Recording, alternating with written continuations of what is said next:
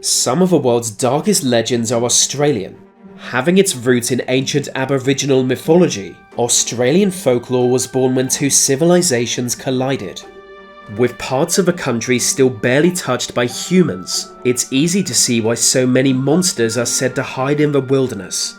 But strange monsters are just one element of Australian legends.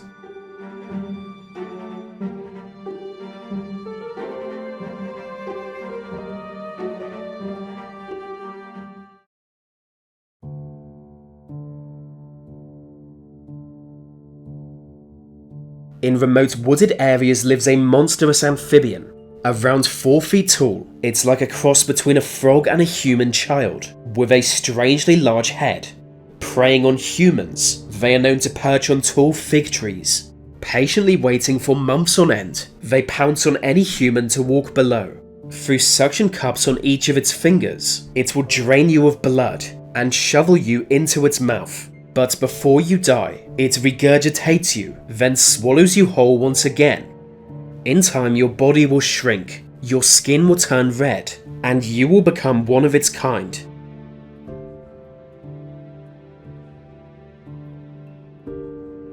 In a small village, there once lived a man called EAGLEHAWK.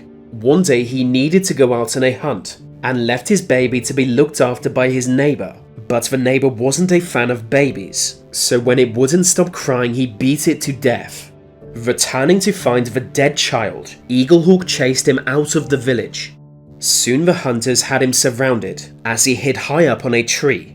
Unwilling to risk climbing, they set fire to it, but as the flame reached higher there was no sign of him. It was as if he'd disappeared.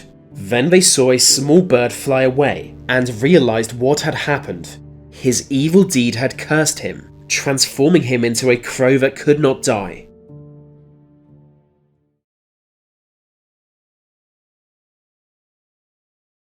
At the height of World War II, US airmen were stationed in Australia, and with them came 2 pumas to serve as their mascots. But in the confusion of war, the pumas escaped. Since then, thousands have reported encountering a large cat in the area, and dead cows have regularly been found torn apart. Some even claim to have been attacked. Perhaps the 2 pumas mated, and now a group of them are killing their way through the country.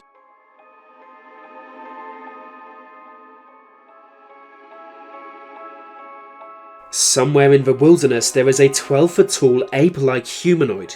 A mysterious beast, the footprints it leaves vary in size. Some prints are large and with 10 toes, while others are smaller and with either less or more. It's almost like the creature physically changes while on the move, but no one has ever witnessed the change. Although most who encounter the monster are quickly killed, eaten headfirst with no chance of survival. In the 1970s, $100,000 was offered to anyone who could capture the yowie dead or alive. As of yet, none have claimed the reward.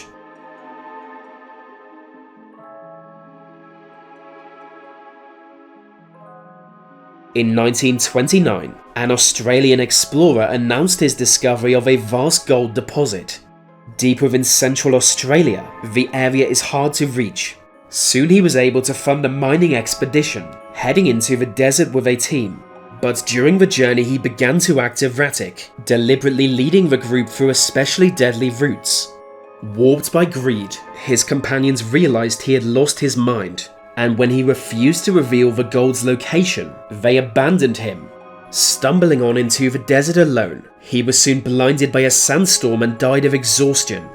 No one knows if the gold is real. He took that secret to the grave, but he was not the last to die searching for it.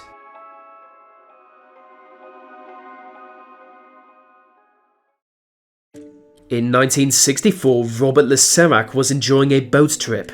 He was in the waters surrounding Hook Island, just off Australia's northern coast. Then suddenly, he spotted an enormous creature swimming towards the ship.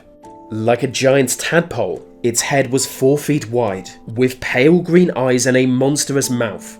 It appeared to be 30 feet long, but the more he watched, the longer the creature grew. Swimming closer, it grew even larger, and opened its mouth wide, as if it would swallow the ship whole. But just as death seemed certain, it swam away. Many doubted his encounter with the Hook Island monster, but he did take photographs of it.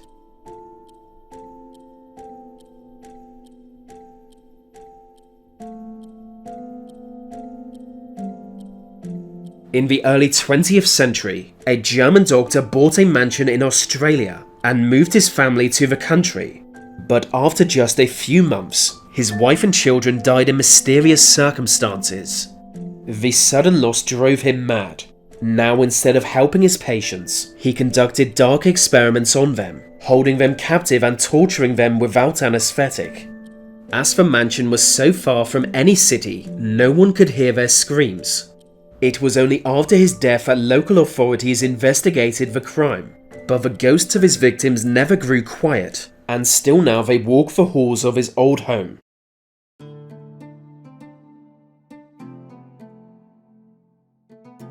In the lakes of southern Australia lives a mysterious race of creature.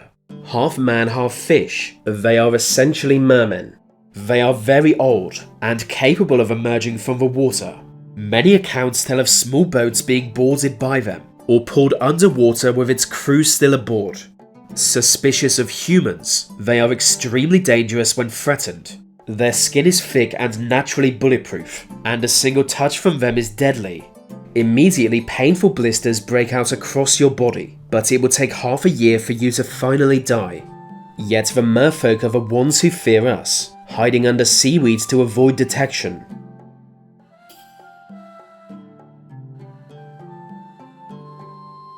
In the early 1800s, it was widely believed Australia had a vast inland sea. The only problem, nobody knew exactly where it was. Many explorers set out to find it, knowing their name would go down in history if successful. All failed, and many died from exhaustion or dehydration.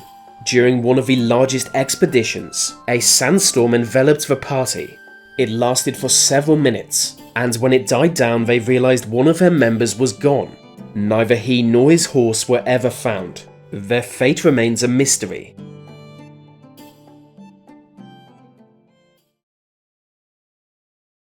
The most dangerous of all Australian monsters is the bunyip. By the time Europeans arrived on the island, natives knew to avoid it at all cost, yet their descriptions of it varied. According to some, it was a giant reptile with long tentacles and a single large eye.